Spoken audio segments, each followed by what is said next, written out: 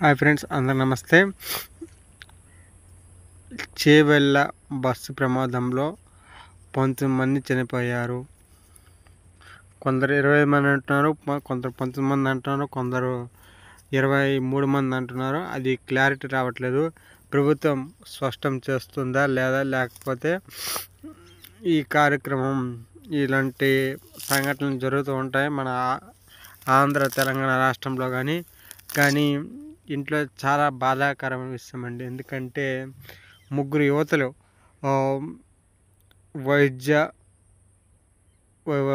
వైద్యాన్ని చదువుతున్న ముగ్గురు యువకులు ఒకే కుటుంబానికి చెందిన యువతులకి ఇలాంటి దుర్ఘటన జరగడం చాలా బాధాకరం.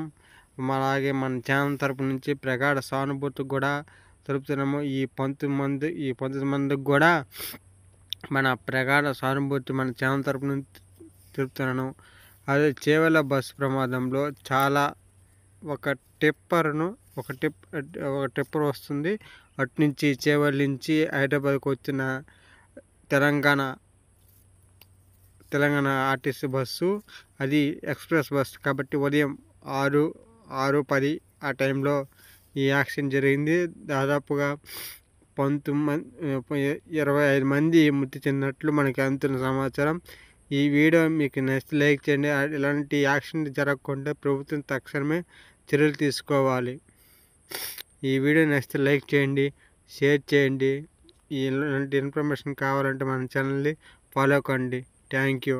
లాస్ట్ చూసిన వారందరికీ ధన్యవాదాలు.